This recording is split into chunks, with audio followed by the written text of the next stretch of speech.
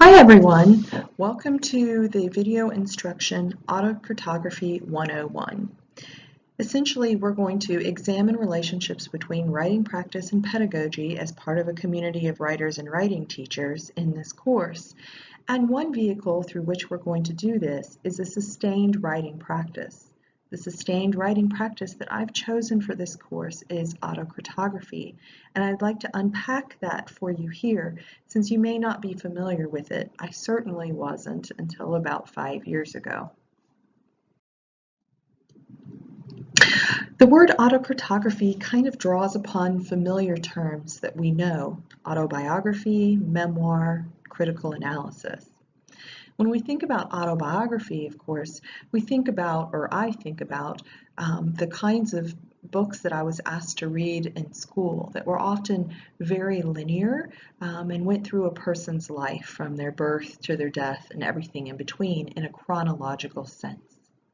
Memoir, of course, which is really a genre du jour at the moment, and of course I enjoy reading them as well, looks at episodic memories. In other words, it doesn't necessarily take a linear track, although it can, but it selects and arranges memories from one's life in a way that makes sense, that creates some kind of message to the reader.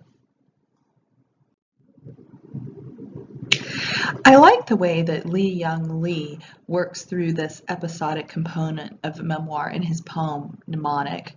Mnemonic, of course, is a strategy that we use in our daily lives to associate memories to kind of a placeholder thing that helps us then remember that thing, to jog our memory, right? And he writes this poem that really unpacks that in an interesting way. Let me read it to you here. I was tired, so I lay down. My lids grew heavy, so I slept. Slender memory, stay with me. I was cold once, so my father took off his blue sweater. He wrapped me in it, and I never gave it back. It is the sweater he wore to America, this one, which I've grown into, whose sleeves are too long, whose elbows have thinned, who outlives its rightful owner. Flamboyant blue in daylight, poor blue by daylight, it is black in the folds. A serious man who devised complex systems of numbers and rhymes to aid him in remembering, a man who forgot nothing, my father, would be ashamed of me. Not because I'm forgetful, but because there is no order to my memory, a heap of details, uncatalogued, illogical. For instance, God was lonely, so he made me. My father loved me, so he spanked me. It hurt him to do so. He did it daily. The earth is flat. Those who fall off don't return. The earth is round. All things reveal themselves to men only gradually. It won't last. Memory is sweet. Even when it's painful, memory is sweet. Once I was cold, so my father took off his blue sweater. Take a moment and think about the kinds of memories that Lee draws upon in the poem. And I'm using the word Lee intentionally here because I've heard him speak about this poem and associate it directly to him. But of course, when we're teaching, we would want to use the word speaker. So there's this conversation about his father and memories about his father, and he purposely makes the way in which he remembers transparent. A heap of details, uncatalogued, illogical. Look at what he lists next. For instance, God was lonely, so he made me. My father loved me, so he spanked me. It hurt him to do so. He did it daily. If we look at just those 3 lines, there's a connection between these statements and memories, and then there's also a disconnection. They're not necessarily linear. They're not necessarily organized in a way that you or I might deem logical, but they tell a story in the way in which they are organized. There are snippets of moments, of episodic moments, that tell a story. He did not have to necessarily qualify, so he spanked me with, it hurt him to do so, but he does, and that tells us something about the speaker as well. I suspect that most of us use critical analysis perhaps more than memoir writing or any other genre of writing at this point in our English studies.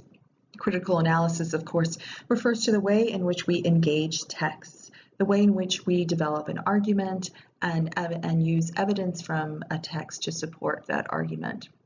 We might think about it in terms of a 5-paragraph theme. Not that I am suggesting that you should write this way, but because it's familiar to all of us and was how most of us were probably taught to write this way initially. A 5-paragraph theme, of course, has 5 paragraphs. It begins with an introduction that provides a context. That introduction ends somewhat in a thesis that should be well articulated. That argument or that thesis comes from a close reading of a text in which we choose one word, phrase, or sentence to develop into an argument about the holistic meaning of this text. Specifically, when we're looking at one text here, it could be the meaning of that text in terms of other texts if we're looking at multiple texts, of course. Then subsequent body paragraphs, 3 of course in the 5-paragraph theme. Each paragraph begins with an argumentative topic sentence. Each argumentative topic sentence is supported by direct textual evidence, either paraphrased or direct quote.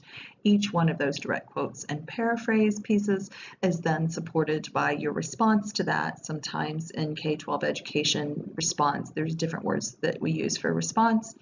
And then this happens throughout all the body paragraphs until you get to the conclusion where you are supposed to repeat your thesis, but not exactly. You're supposed to mostly focus on the significance of your argument and its relevancy. This is the kind of watered down version of what you do now in graduate studies in a critical analysis, but those foundational pieces remain. Autocritography necessarily combines these pieces, combines this kind of, I would prefer to use memoir because it's episodic, but combines a kind of a reflection on self with that critical analysis piece. And I'll give you a definition of that in a second. I want to say one more thing. There's a related word that you'll often see, and I had added it to the bibliography for this week, called autoethnography. And autoethnography essentially is also a self-reflective practice, but it connects to wider cultural, political, and social meaning. So it has that kind of ethnographic connection versus the critographic connection, which refers to, of course, writing.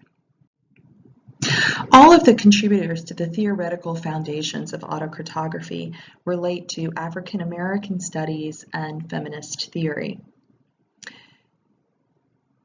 Alice Walker's Coming Apart, and then later developed in Search of Our Mother's Gardens, Womanist Prose, coins that term womanist, which refers to specifically Black feminism. Visionary feminism, coined in feminist theory from Margins to Center and Bell Hooks, also refers and works through the implications of this. Essentially, if we think about the history of women's rights and initiatives in the feminist movements, there was this separation between issues that were directly related to Black women in the United States. And so these terms come out of a concern to meet those issues. Intersecting oppressions is a term that Patricia Hill Collins, and I believe Bell Hooks also uses. Patricia Hill Collins' book, Black Feminist Thought, was really a formative book for me and my understanding of how this works. If we think about the political implications of oppression, and when I say political here, I'm not thinking about the political parties, Republican and Democrat, but I'm thinking about social expectations and social justice concerns for sexuality, for gender, for race, and class. I often add age and religion to this as well, and some texts add also disabilities, and I would add that as well. But Patricia Hill Collins specifically talks about the first 4, and her argument is that they are always intersecting, right? So they are always present. the possibility of an oppression is always present in these four categories. However, one of them sometimes seems privileged over the other one, depending upon the circumstance surrounding the social justice issue. Henry Gates Jr., in his memoir in 1995, is the first to coin the term autocritography. He calls it autobiographical recall plus textual criticism plus institutional analysis. And what he means by institutional analysis is almost an ethnographic kind of approach to understanding the social and cultural environments that affect our positioning. Michael Awkward, in Scenes of Instruction, clarifies that autocritography then is not autobiography, and I'm going to share his exact definition with you in a minute because I think it gives us a really clear sense of what autocritography is trying to get at. And then finally, Gary Lemons in Womanist Forefathers and then subsequent books, and we'll be reading some of his later work later in the semester, positions autocritography as one approach to pedagogy.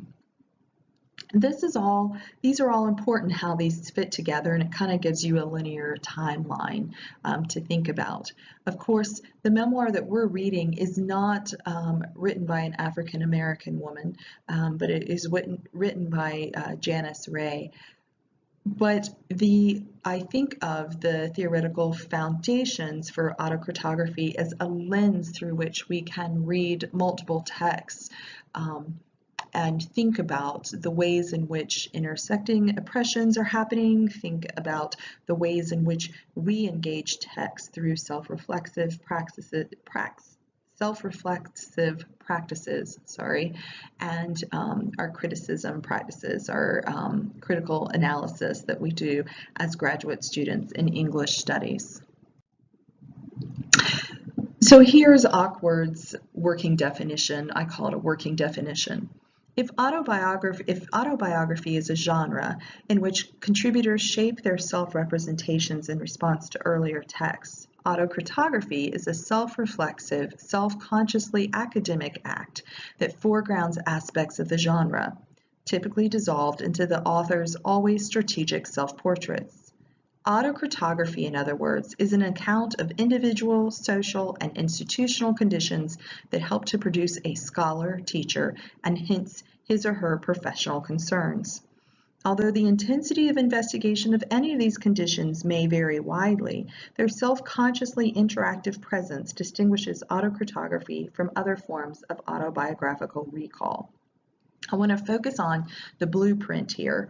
Autocritography is self-reflexive, self-consciously academic act that foregrounds aspects of the genre. So it is neither a personal narrative, nor is it specifically only critical analysis. Also, I want to focus on the second blue highlighted. It's an account of individual, social, and institutional conditions that help to produce the scholar teacher and their professional concerns. So I want to kind of go through some things about what autocritography is, and you may also find it helpful to follow along if you haven't already the autocritography sample that I provided. I provide samples like this, even though I don't necessarily want to share this information sometimes.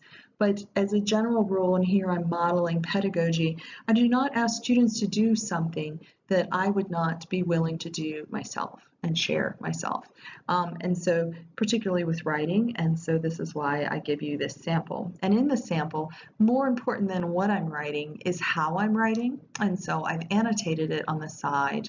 And you can see that in the review, and those statements, some of these ideas here that I'm going to talk about come from those statements.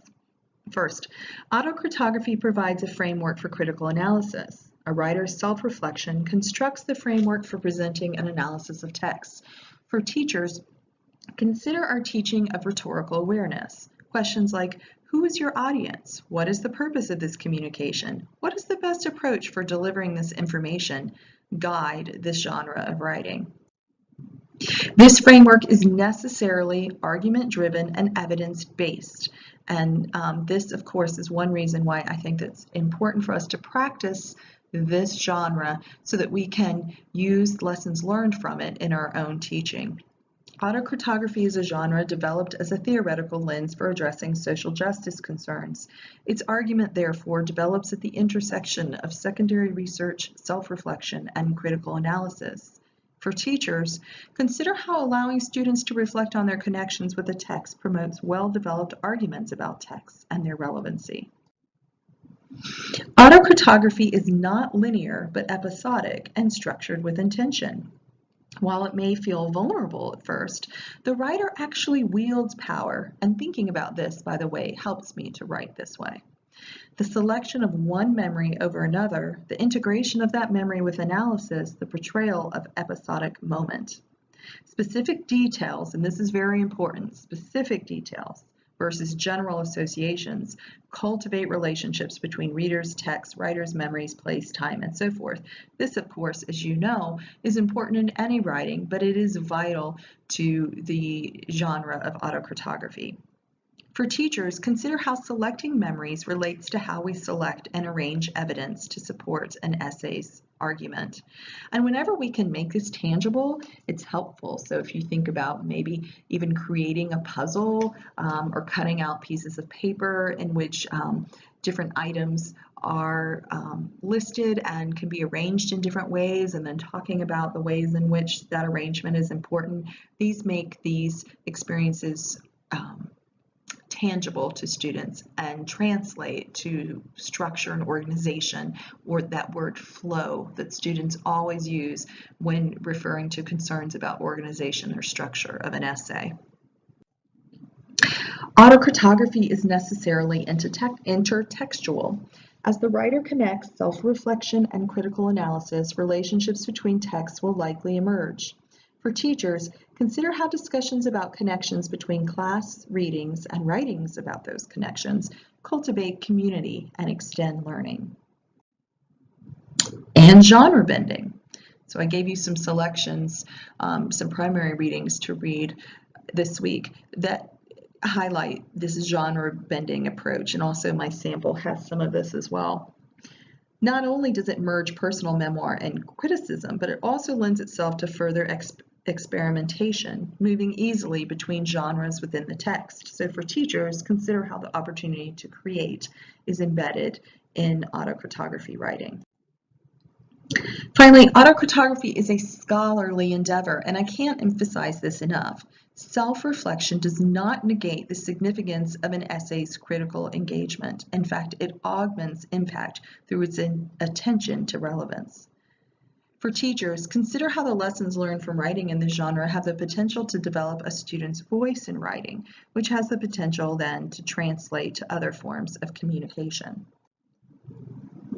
So I want to kind of end with this thought. This is one pedagogical approach for examining relationships between writing practice and pedagogy as part of a community of writers and writing teachers. I want you to practice this approach throughout the semester as part of our sustained practice. But also, as you're doing that, want you to kind of stand back and have meta reflections about how that you could incorporate the lessons learned from this approach in your classroom or in the development and growth of your own writing. Please email me with any questions you have about autocritography, and please review all of the supplementary documents that go along with this video this week that will help to contextualize your work in this genre. Thank you.